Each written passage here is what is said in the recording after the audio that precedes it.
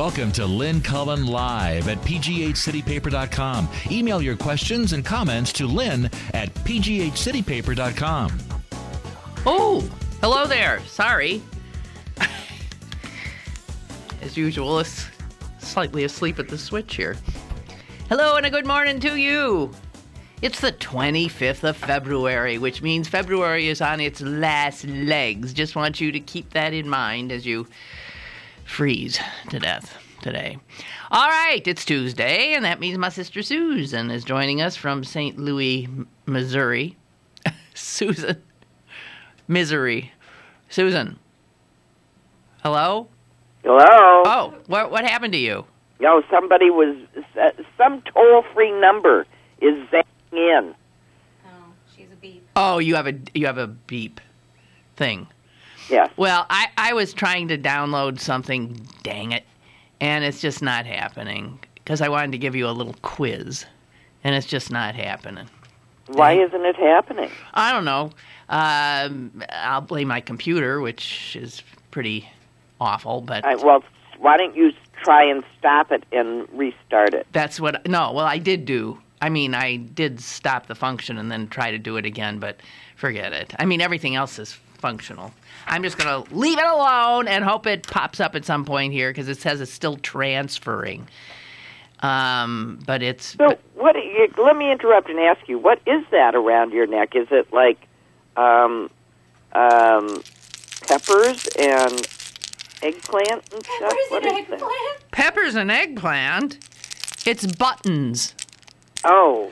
It's buttons and little pieces of suede. And it's a very long necklace, which I've had forever. So if I just wore it straight, it'd go down to my knees. And I've never quite known what to do with it or where it's a little odd.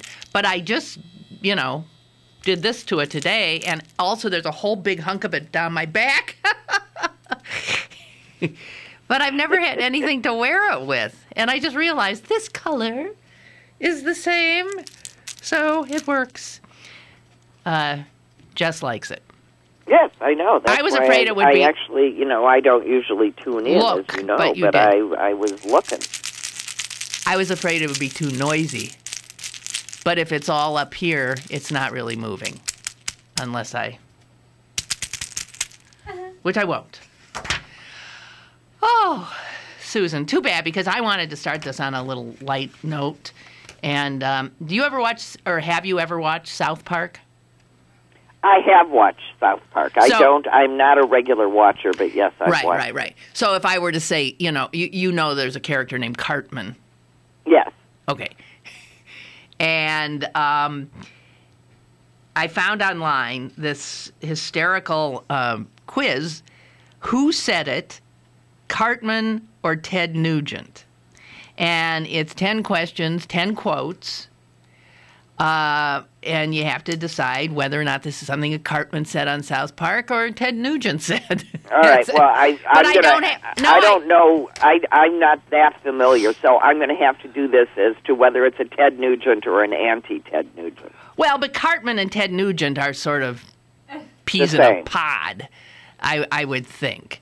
But what's hysterical about this is you cannot believe someone saying these things. They'd have to be just this awful human being. On South Park, it's funny. When Ted Nugent says them, it is not. So, right. But I can't. It won't download. So all I have is the first. I'll give this to Jess if she can find it at some point. I just have the first one, and here it is, Susan. I don't even know what the right answer is. I took the test like yesterday, and I got 8 out of 10. I'm pretty proud of myself. But this one, I can't even tell you.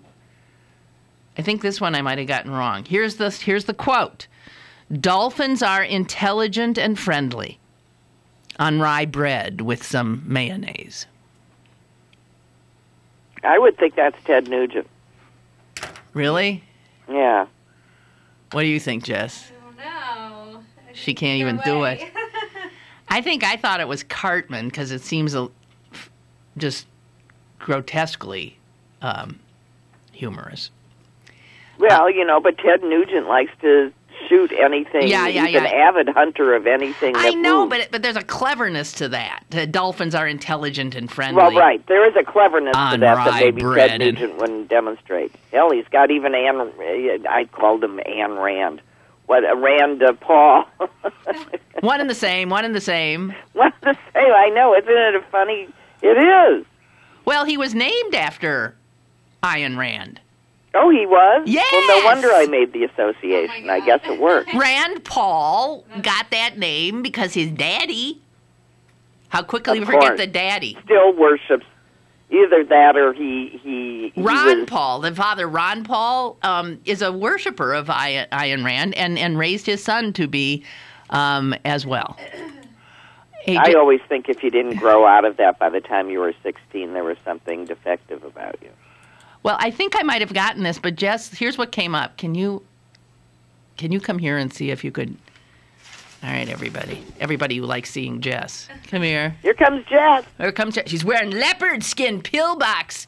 Oh, pants. What is that? Leopard skin pants. So this is what came up. Don't you think it looks like it's too big and if you could be a way to compress that, baby? That's what came up? You can't figure it either, right? No, it's screwed. Where's your... Here it is, and if you can... Ah! Never mind us.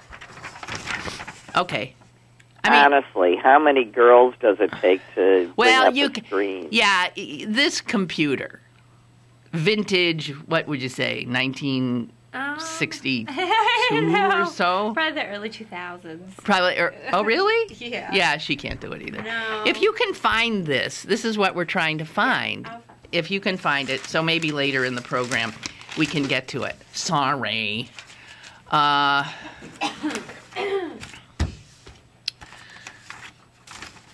Susan? Yeah. So, I don't know. Hey, this Harold Ramis? Yeah. You know what? I mean, I recognized him when I saw his picture, and then I thought, on the nightly news last night, they talked about a great, and I thought, who? And then they said Harold Ramis. I thought, who? Yeah, he was a Wash U graduate. Yeah, I know he was. Or as they say now, Washington University in St. Louis. Right, because another aspect of the dumbing down of the culture. Well, come on. You and I found it when we were, naive little Green Bay girls. We looked in St. Louis for and it. found there was a Washington University. But he did. He born in Chicago, went off to got an English degree at Wash U in St. Louis, and then ended up working in a psych ward in St. Louis, and then ran off and did. What's interesting is he ends up being a freelance. He was writing some freelance articles for the Chicago Daily News. Still trying to find a profession. And he was sent in 1968. What a great year, and that was in Chicago. He was assigned to cover Chicago's Second City Improv Troupe, which at the time included John Belushi and what's his name, Murray. What's his name, Murray? Bill. Jeez. And Ramis said, so he gets there, he watches them, he interviews them, and he said this, I thought they were funny, but at the same time, I thought, I'm that funny. And he was. And that's where he realized, he bumps into Belushi and Murray and realizes he could hold his own with them, if not give them material. So that's how he started eventually getting around to getting into the business. But I didn't know, I mean, I recognize him as an actor I see every once in a while and from Ghostbusters and stuff, but I didn't know he wrote all of those iconic comedies. Yeah, he wrote them and he directed a lot, too. He directed was really a lot. Something. He'd come back to Washington University in St. Louis a lot. He remained a presence here. It was nice man, very nice. Seems like a nice guy. Animal House, Ghostbusters, Caddyshack, Groundhog Day. There was some suggestion that Groundhog Day be made into a musical. And actually, Stephen Sondheim was approached. And Sondheim said, No. I can't do it. I cannot do this because it would be impossible to improve on perfection. That's what Sondheim said of Groundhog Day. And Groundhog Day generally is considered to be, Animal House is the biggie, but Groundhog Day is considered like the greatest film in many ways that he did. And writing an appraisal of his work, Jason Zinnemann in the New York Times today said, Groundhog Day, which somehow manages to balance a high-concept philosophical conceit and a heartfelt romance inside a universally appealing mainstream comedy, is simply too brilliant to ever be copied. So there's a sense that one's going to... And what's interesting about it is that, it immediately entered the lexicon as the symbol of anything happening so many different things, however you wanted to use it. But everybody knew what Groundhog Day meant, and it wasn't about the animal coming out. No, although it sure helped put Punxsutawney on the map. Well, it sure did. It helped them. The city fathers would like to thank him very much for that. Yeah, and by the way, we should point out this year the Punxsutawney was right. Yeah, well, who wouldn't have been? Well, even the woolly worms forecast this. The woolly worms? The woolly worms. Okay. Unless you're from a different part of the country where they pronounce things phonetically. Like, say what? I don't know. Woolly worms. Woolly worms. Woolly worms. So anyway, R.I.P. Harold Ramis. Apparently, the president even put out some kind of a statement on his passing, which somebody suggested that didn't happen when John Belushi died or anything. But because this was there wasn't no one that didn't like him. He was a very normal guy. Right, and he got married. He lived with his family and did what he liked to do, was a good guy, and then got this awful illness that killed him way too young. Well, it's a different story than I'm famous and out of control and I've accidentally killed myself. I guess. But I also think it might be that Obama, grew up with their work and also their fellow Chicagoans. So I just think that maybe there's a lot of connection there. Although, what do I know? Anyway, I'm glad he did it, and blah, blah, blah. And I'm just seeing if we have any. No, we don't. Okay, so, Susan, I saw this online petition, and Which one? Yeah, well, here's the headline. My dad is serving life without parole for marijuana. It's a petition on change.org. And I thought, can you imagine somebody is serving life? There's a lot of that. Yeah, I'm sure he's not the only one. Oh, no. And what got him was the 3 strikes thing. Right. And the 3 strikes thing, which your state has, and in fact, that's where he's incarcerated. So he's doing life in Missouri because he better watch out that they don't figure out how to, quote, commute his sentence to death and kill him while he's trying to say, no, you aren't allowed to do that. Well, he's been in for 20 years already. He's 61 years old.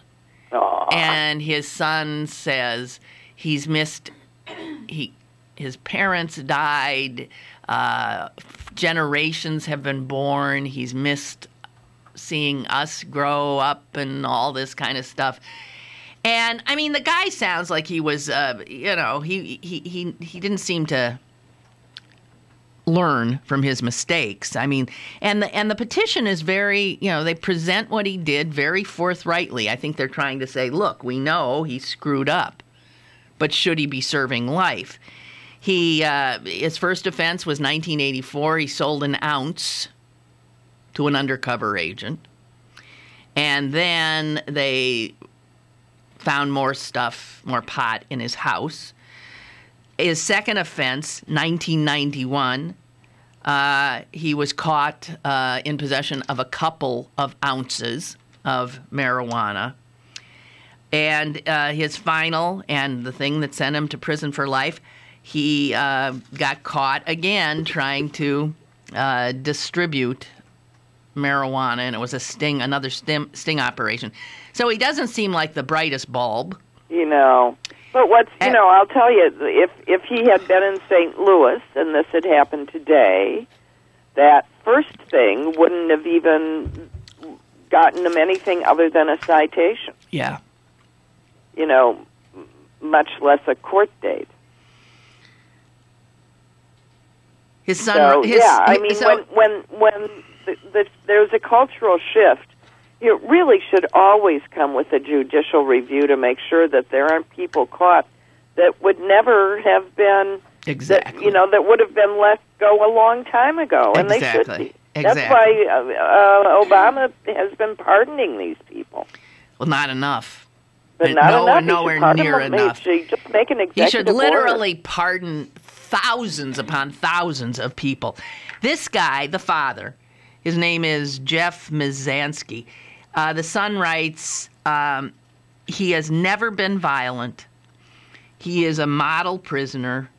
Over the 20 years he's been in jail in that little cell, he has watched as violent criminals, murderers, rapists have paid their debt to society and left.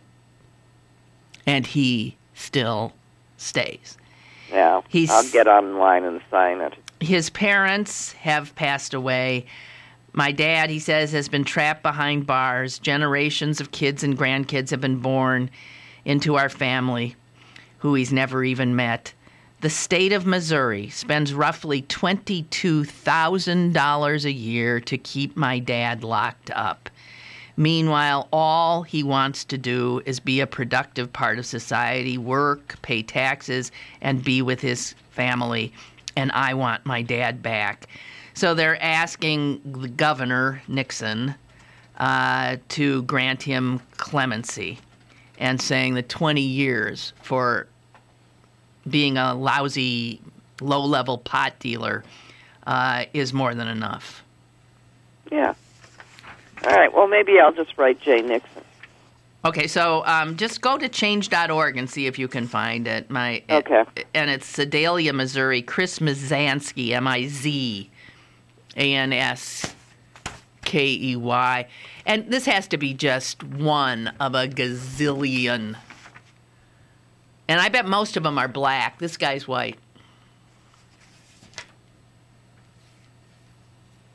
I really don't know why Obama just doesn't do a blanket. Well, it might be that he doesn't have the authority if these guys are convicted under state statutes. Yeah. He might only have the authority to commute the sentence of people that are convicted of federal crimes. I'm not sure. Right. No, it's probably true. All right, we have hit our first break time, and I think we'll do it. We'll be right back. More is on the way with Lynn Cullen Live. BergBargains.com. Log on today for exclusive bargains from your favorite local restaurants like Perrytown Draft House, Jerome Bettis Grill, Verde, Hokkaido, and the Pittsburgh Grill downtown. Plus discount tickets to the Improv Comedy Club. Sign up for the weekly email update for your chance to win a $100 gift card from this weekly spa. The all-new BergBargains.com. Pittsburgh's best bargains. BergBargains.com. Welcome to Move Time Radio, presented by the Arthritis Foundation. And we're smack dab in the middle of our dance-a-thon to fight arthritis pain. Me, I've been grooving for 10 hours straight, baby, but I'm a boogie machine. See, movement is just one of the ways to help fight osteoarthritis pain. Another is weight loss. You get rid of just 1 pound. That's 4 pounds of pressure off each knee. For more information on managing pain, visit fightarthritispain.org. Then meet me on the dance floor. This message brought to you by the Arthritis Foundation and the Ad Council. Have a question or an opinion? Call Lynn Cullen at 412-316-3381 or email lynn at pghcitypaper.com. Now, more with Lynn Cullen Live. Wow, Jess just read me a statement by, where's that brilliant legislator from? Virginia State Senator Steve Martin. Virginia State Senator Steve Martin. Well, maybe, are you sure it's not a comedy thing? No. Anyway, this guy says that once a woman's pregnant, she I know what she he essentially becomes a host. She's only a host. She's an incubator and loses her, I guess, civil rights. Huh? Is that sort of what he intended? Then why isn't he a host for all of his sperm and required to be responsible for wherever they fall? No, because you send those sperm out, and then it's women. Women are the little ovens. That's right, and women, fully appreciate that wondrous ability. But to say that they become less than human once they're pregnant, where they have no they have no rights. They have no rights, no control. The baby, the developing life inside of them trumps theirs. And I just don't get it. I don't get it, and an awful lot of people think it. And I guess they think women who get pregnant and didn't intend to are irresponsible and deserve to be treated like incubators. I don't know. It's mind-boggling to me. Oh, well. And another great thing, of course, this thing going on in Arizona. The governor has until Friday to veto this bill or sign it. And this is the bill that, allows Arizonans, businesses, individuals to discriminate against gay people because their religion says they should. There's no way this governor's going to sign that. Do you think? She hasn't signed it before. Well, yeah, and she's not even up for re-election, so I don't understand why they wouldn't. Now, this was this bill. This is one of those Republican states, and the bill had no Democrats voting for it. This is a Republican baby. And it even has Republicans saying they don't want to be associated. Well, there's only three. There were three Republicans. Three in the whole damn. Least,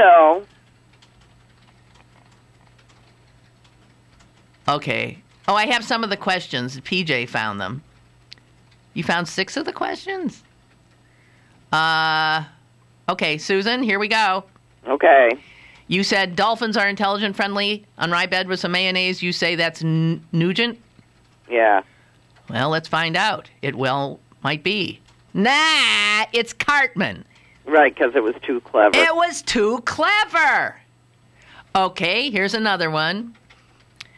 The pimps and the whores and the welfare brats need to be introduced to my crowbar. Well, that's got to be Ted Nugent. I think so, too. It is. Okay. Number 3. If there's one thing I've learned, it's that the only way to fight hate is with more hate.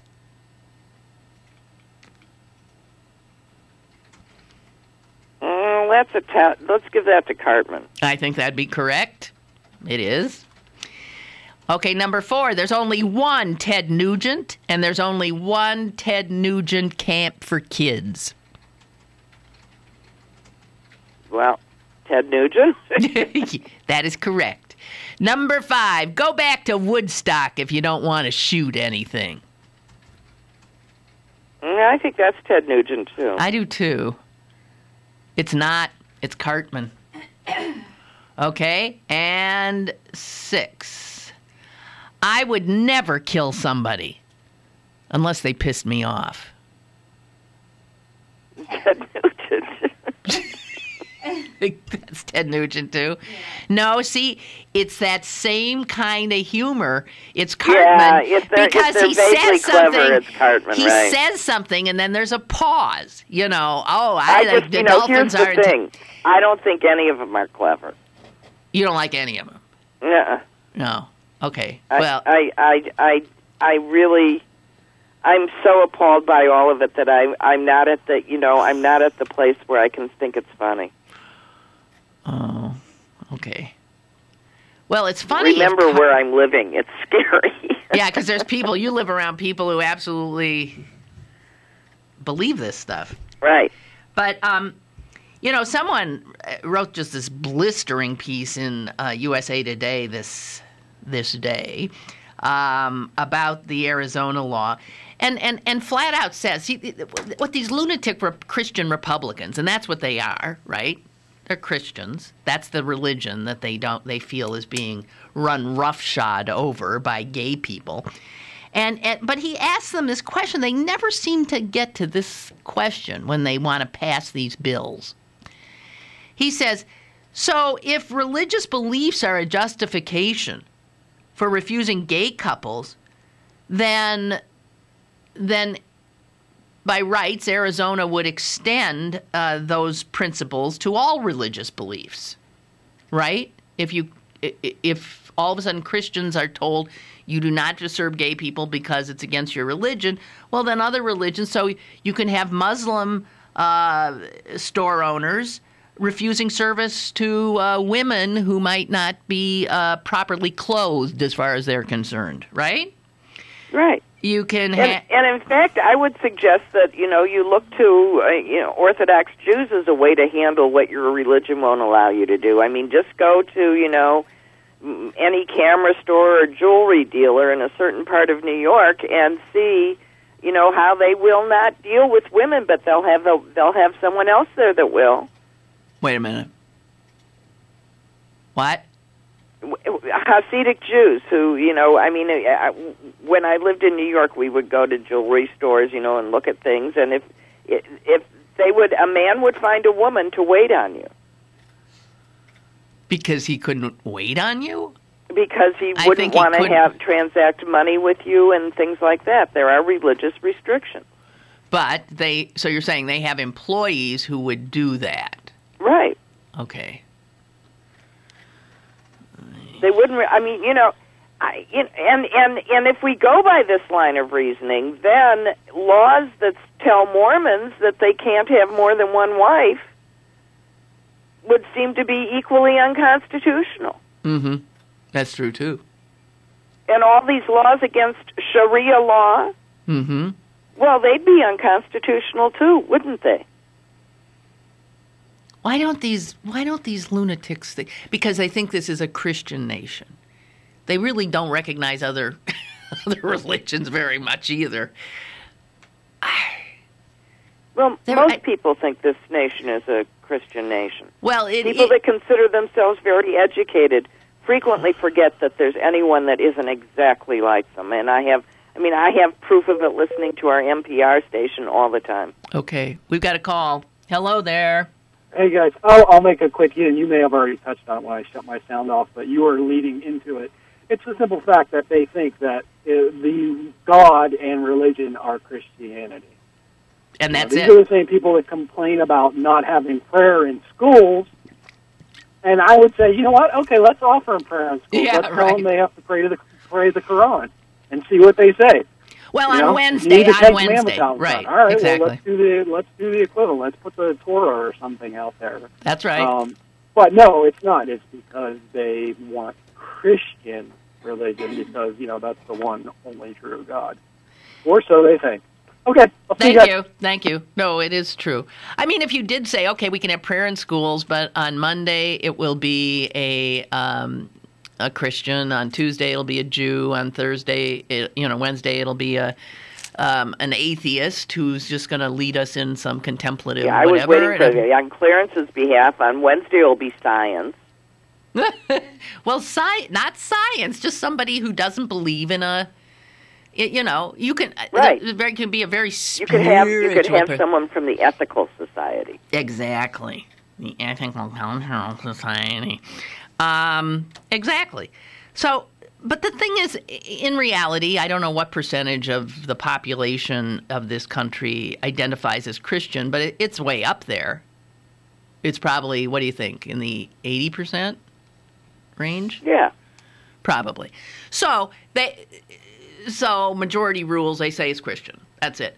But the fact is the reason this country is so astonishingly powerful and has become so powerful and amazing is because we, of all the nations of the world, have set ourselves off on an experiment, and, we're still experimenting with it, to create a tolerant society of more than 300 million people who represent total diversity in religion and culture, and yet we are going to take all of that and create a whole. And that's not an easy thing to do. We've done pretty damn well, actually, and continue to sort of correct things to make it so that this is not just a country for white Christians of a certain Christian creed, right? So now and it's not easy to reconcile all of that.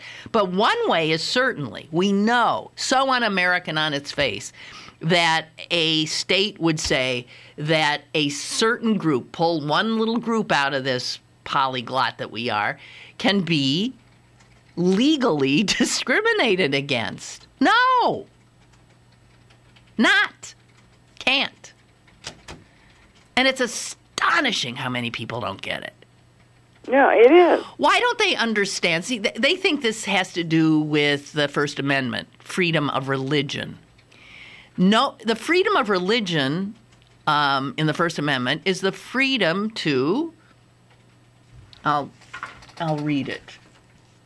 It's the freedom Congress shall from a state religion. Thank you. I want to read it. Congress shall make no law respecting an establishment of religion or prohibiting the free exercise thereof. That's the religion part of the First Amendment. That just means that, we cannot have a state religion. Now, a lot of people think our state religion is Christianity. They just can't get their heads around that. I don't know. Well, and then when you explain to them that several of our founding fathers thought of themselves as deists, but not necessarily Christians. Exactly. They don't want to hear that. Anyway, as it has been said over and over and over and over again, you cannot generally argue this with these people because they're blinded by faith. They're blinded by sort of an irrationality that prevents them from seeing a broader picture, I guess. Oh,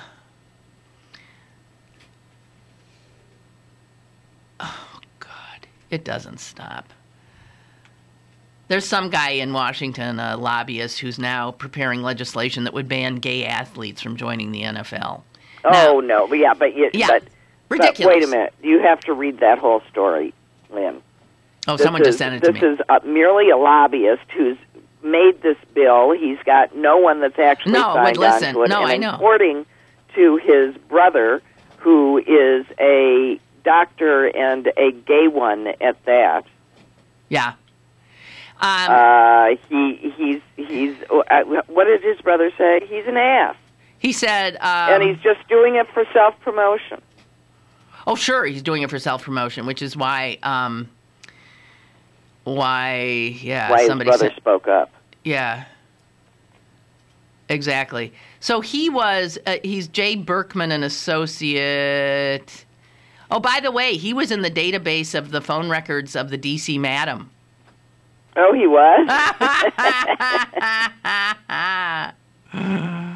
And he pops up on MSNBC as a God, unbelievable. As a pundit, he's got a firm. He signed 70 new clients last year, the most of any K Street firm. The Ford lobbyist firm specializes in helping companies secure contracts with the federal government. Unbelievable. We are losing our decency as a nation, Berkman said. Imagine your son being forced to shower with a gay man. What do these idiots think? Well, my guess is he was naked in front of a gay man most of his life. Many times. What do these people think? They haven't showered in front of gay men? Yes, gay men have been in a shower with you, and guess what? They weren't scoping you out, and they didn't assault you. Isn't that correct? Jesus. Imagine your son being forced to shower with a gay man. That's a horrifying prospect for every mother in the country. What in the world has this nation come to? And then you have these nations in Africa, and I find, can you imagine being gay in Uganda? Where they essentially just signed a law saying your very existence is illegal. Can you imagine the terror and the fear? Mind blowing. Oh, well. Someone sent me this wonderful stuff from the Bible. William did. And it's from the 5th chapter of the Epistle of James. And he says, why doesn't this stuff, he wonders why this stuff isn't known as well. These are biblical quotes. I'll give you one. Go now, ye rich men, weep and howl for your miseries that shall come upon you. Your riches are corrupted, your garments are moth-eaten.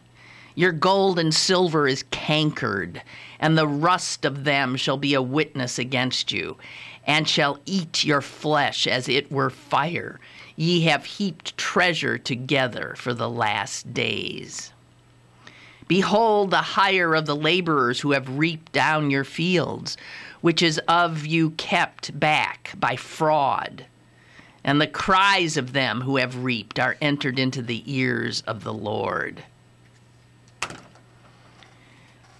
Why, Jim was pissed. Yeah, Jim was pissed. And he was pissed at the 1%. Well, it sounds like he was pissed at the large landowner that had made a deal with his workers, and then he kept all the profits and he let them starve. Yeah. So I wonder where these, speaking of religions, there are these, why am I blanking on what they call them, the adjective in front of them? There's a certain kind of evangelical Christianity about that preaches that God wants you to be rich. What is that called? There's whole bunches, well-known preachers. There's a lot of them. There's a woman here that's famous for it. I forget, there's a specific word. If somebody wants to send it to me real fast, that'd be good. How about entrepreneurial? No, it's not it. It's that actually God wants you to, be rich. Wealth? Are they wealth evangelists? I don't think so. Because one of the ways they survive is by getting all of those people to work hard and then give them their money. Yeah. Russ writes, what Arizona is doing is so against what Christians should be. We should be embracing gays and the poor and diversity as much as we embrace our children. This law is about homophobia and nothing else. That's true. And it's homophobia hiding behind the skirts of religion. Yeah, well, and it's the Republican Party hiding behind the skirts of Christianity, and I agree. What they stand for does not seem to be what my understanding of Christianity was. No. But what it does seem to stand for is keep the downtrodden down, blame them for all of social ills, and for God's sake, don't give them a hand. Mm-hmm. PJ has sent me a quote, and I'm assuming, I don't know, he said, who said it? Is it one of the Founding Fathers? My parents had early given me religious impressions and brought me through my childhood piously in the dissenting way, but I was scarce 15 when, after doubting by turn several points as I found them disputed in the different books I read, I began to doubt of the revelation itself. Some books against deism fell into my hands. They were said to be the substance of the sermons which had been preached at Boyle's lectures. It happened that they wrought an effect on me, quite contrary to what was intended. For the arguments of the deists, which were quoted to be refuted, appeared to me much stronger than the refutations. In short, I soon became a thorough deist. Okay, well, PJ, tell us who said it. And I'll give you a break to do it. We'll be right back. With Lynn Cullen live after this. Moments in Black History, brought to you by Highmark Blue Cross Blue Shield. Have a greater hand in your health. William Grant Still was born a free man in 1821 in New Jersey. He was instrumental in aiding runaway slaves with their escape to freedom, planning strategies, and acting as a spokesperson for the Underground Railroad. In addition to helping runaways, Still owned a thriving coal stove business and lumberyard. To add to his accomplishments, Still also founded the first YMCA for blacks. Still called Philadelphia his home, where he greeted many people coming from the South on the Underground Railroad. He would provide the runaways with food, money, and clothing to aid them in their journey to freedom. Still assisted such legendary fugitives as Ellen Craft and Harriet Tubman. He compiled several case histories of the slaves he helped and kept the records to compile his classic work, The Underground Railroad. I've seen too many of my neighbors affected by stroke, but Highmark is helping us change that by sponsoring our community stroke programs. Caring isn't new for Highmark. I know. I've been a member for 40 years. I'm Jerry Ann Allen, and I'm better with Blue. We're reinventing affordable health care by keeping the places we call home healthy. It's why our communities are better with Highmark Blue Cross Blue Shield. Highmark Blue Cross Blue Shield is an independent licensee of the Blue Cross and Blue Shield Association, subject to the terms of your benefit plan. Pittsburgh City Paper's annual money issue is available now. Pick up one today for a unique look at the financial issues in the region. Plus, this week's Pittsburgh City Paper includes our popular education pullout guide, Decisions for the Future. Pittsburgh City Paper, available at over 1,700 locations throughout western Pennsylvania and on the web at pghcitypaper.com, your smartphone at citypapermobile.com, and at the iPhone App Store and Google Play. Now, it's back to Lynn Cullen live at pghcitypaper.com. Okay. The quote was from Ben Franklin. I had it between him and Thomas Paine. I wasn't sure which one. Well, there you go. It was Ben. So, there was this, I almost cried over this story, Susan. It was in the business section of the New York Times on Sunday. Yeah. Yeah. And its headline was The Wisconsin Legacy. And when I think of Wisconsin, a state I love, I was always so proud of that we were progressive. Of its legacy, which was, it was where progressive politics was founded. It's extraordinarily progressive state, and this. It's also where the John Birch Society was. Yeah, founded. well, let me tell you, this entire piece is about what Governor Scott Walker has wrought in the state of Wisconsin, and how he's provided a template for Republican governors all over the country to, and believe me, they're trying to replicate what he did, that he got away with what he did. And you know what he did? All those people that were out there and surrounding the Capitol in Madison for months on end, they eventually lost their battle. And he won. And what he won was he literally wiped out, in the state of Wisconsin, public employee unions. Wiped them out. Listen, this article shows you how bad. Just that is what this whole thing was about. It was a bill. And that's why those people were protesting, trying to keep it at bay.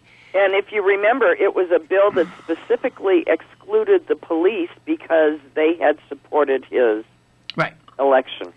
Now, the union that has been totally decimated is the union that represents state employees. It's the Wisconsin State Employees Union. And since Scott Walker has been in office, it has lost the majority of its members. Its membership has fallen by 60%. It has had a totally devastating effect. What makes this even more painful is Wisconsin was where the public employee unions began. The first public employee union was in Wisconsin and was signed into law in 1959. That's all. 59 in Wisconsin, Governor Gaylord Nelson, who turned out to be a great environmentalist later.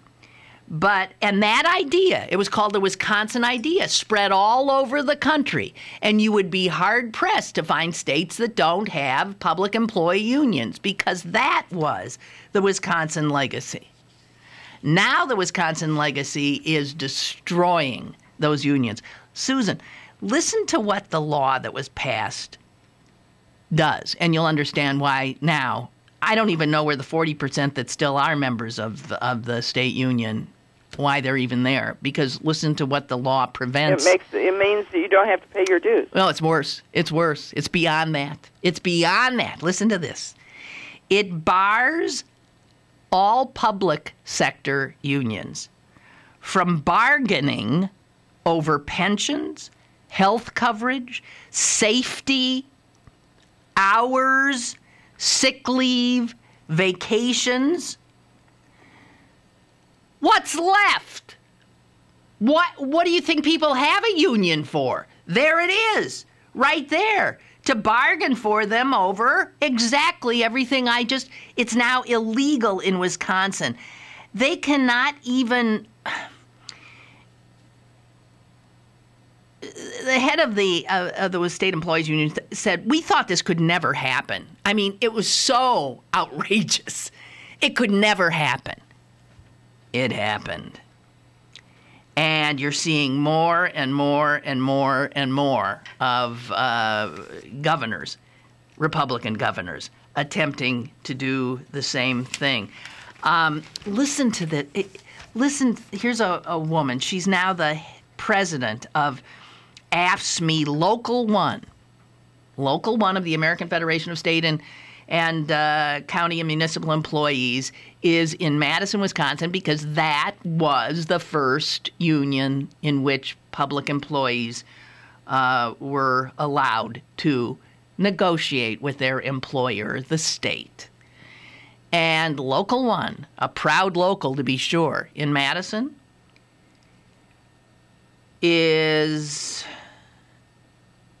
had a membership of well over 1,000. Guess how many members it has now? 122. And here's one of the reasons why. Since Walker came in, the pay of what these people are paid has gone down. And since their union cannot negotiate for them anything, why would you? First of all, you have less money. Are you going to take that less money and are you going to pay union dues? Right. For what? To a union that's forbidden by law to do what a union can't do anything. No. And the president of the union right now is a woman named Leah Lipska. She is a information system technician with the state prison system. And she earns $18.62 an hour. She says, my family is now on food stamps. And she says most of our workers have stopped paying dues and they've dropped their membership because they simply can't afford to belong to the union now. And in good conscience, what are they getting for the membership dues if they did? And I just it's just unbelievable. And this, Republicans rally around this, people being driven down, hardworking people being driven down. The people that they count on for their health and for their safety in terms of the prisons and for their to care for their children. I mean, it's the craziest thing I've ever heard. Listen to what happened, Susan, up in Oneida County. The county supervisors there, once this passed, this is up in northern Wisconsin, they got rid of language that required just cause when firing an employee. And the union couldn't do a thing. Nope. So you don't even need just cause in Wisconsin. This is a mean-spirited employer-run amok law that Scott Walker is now the darling of the Republican Party, and it's why he's mentioned as a possible presidential candidate. Isn't he having some email trouble? Yes, he's having some email trouble. We'll see. They say that the workers that are still working for the state of Wisconsin, and one can only imagine, morale is abysmal. So you got miserable workers. Miserable workers are not good workers. You've got frightened workers. They're scared to say anything since they can be fired if they look at a boss cross-eyed. People are simply terrified. And back to this poor Miss Lipska, the president of a union which is disappearing from under her, and a woman who is now on food stamps herself. She says, I don't think in November our people are going to be out there like they were before. She says the workers are simply worn down. They lost so much already. And she said she's taken a second job. She said, and a lot of people are just tired. That's what they've done to the workers in Wisconsin. Hello. Hi, ladies. Thanks for taking my call, and thanks for talking about the union stuff and the things that are going on in or have occurred in Wisconsin. I don't think a lot of people realize how devastating this is. After it happened, I read about it and I just quit thinking about it. And you're just talking about it now, and it's crap. I know. It's just it's really it seems unthinkable, and you have these poor labor people in Wisconsin shouting to the rest of us, "Don't think this can't happen. They can emasculate you. They can wipe you out." Well, you can't really hear anything when you got your head shoved up your ass. I mean, on one hand, like you said, everybody's a little bit afraid, a little bit nervous, etc. But on the other hand, I have a lot of guys I work with who think they're in their position because they did it.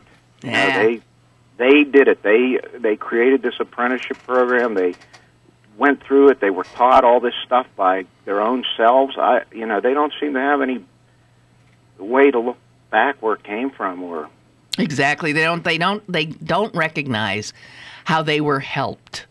They can't see it. And when you think of all the union workers throughout our history who have died and suffered so that people now can work 5 days a week and get a weekend and can assume that working more than 8 hours a day is, that's overtime, that you have a vacation and it's even paid. Where do these idiots think all that came from? I don't know. I think they just think it's there. I remember an older guy telling me, it was we were working a week. It was 100 degrees. We were on the roof, and we were going in early. We weren't starting at our prescribed starting time, and we were working through lunch. And he grabbed me. He's like, "Dude, men died so you could take that lunch break. You know, and that was like, gee, but it's hot out, you know. But, I mean, that's exactly true, that men died so I could have that lunch break, and I didn't take it. Well, but you were trying to get out of the sun. That's I can see. But no, it's unbelievable. All of that work, all of that. We're talking a century of work by little people to have some dignity and respect and a say in their lives and in their work lives. And in Wisconsin, bang, it's gone. If you work for the state, or if you work for a city government or a county, you have no rights at all. No, I think maybe a good analogy would be if you're sliding down a muddy cliff to the edge of the precipice. You know, any little tree root you can cling to on your way down is you know, all you can do. You don't see how bad things are. You know, you're worried about I don't know. I mean, well, no, you're saying you're worried about your own, so you're just trying to save your own neck, and you're so fearful. It's hard for these guys now to organize again. They've got no protection anymore. Right. It's unbelievable. I hope it. You know, I think that it's going to have to be really bad before it starts getting good again. Yeah. Thank you. Yeah, unbelievable.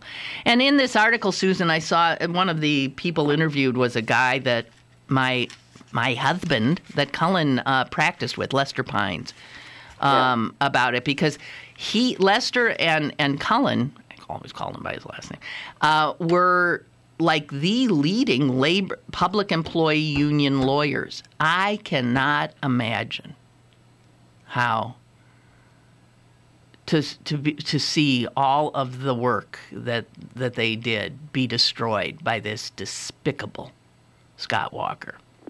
Well, let's just hope they can bring him down. They ain't going to. He's up for re-election, you know, in November. He's going to make it because the Democrats do not have that strong a candidate. I don't know what's happened. I know. I got a Mary Burke sent me a request for contribution. Is that who's running against him? Yeah. Mary Burke? Who is she? I don't know. I just, but I got the request and I looked to see who she was, and that's who she was. Oh, God. Unbelievable. Government workers in Wisconsin have been taking second jobs to make do. This mother of three that I told you about is now moonlighting for $9.50 an hour as a shift manager at Rocky Rococo, an Italian restaurant, and she's still on food stamps. And she has her other job with the state. She has 2 jobs, 3 children, and is on food stamps. And we thank you, Republicans. Thank you very much. It's a great way to grow an economy. Well, it'd be interesting to do the math to see how much they have to subsidize her with food stamps, that if they just hadn't done what they did, she would have been okay. Exactly right. This is the stupidity, the penny-wise, a mean-spirited, penny-wise, pound foolish Republicans. That's what this is. And I want to thank Jeff and PJ for giving me the word I was looking for. It was driving me crazy. It was right in my way. The kind of Christianity that was really all the rage, mega churches all over the place preaching it, that I was trying to think of before, of Jesus wants you to get rich, is called prosperity theology. Right. Evangelism, right, prosperity. Prosperity theology. That's what it is. It would make Jesus's head spin. Would make it spin. All right. Well, Suze, you got the polar vortex coming your way, or you? I do. Yeah, do you? And just to be even more foolish, I'm going up to Wisconsin, where it's really going to be polar vortexing. Oh, that's right, you are. When are you going to be there? I'm going tomorrow. Oh, okay. Well, that's good. Yeah, you're heading right into the teeth of it. Well, Dress Bundle warm. up. Bundle up indeed. All right. Great to talk to you, Okay, Suze. I'll call you when bye. you're up there in Wisconsin. I'll call tomorrow. You said Wisconsin. tomorrow. You said you're going Tomorrow. Okay. All right. Great. All right. See you. Bye. And bye tomorrow. I'm not sure. I'll be here. That I know. Hope you will too.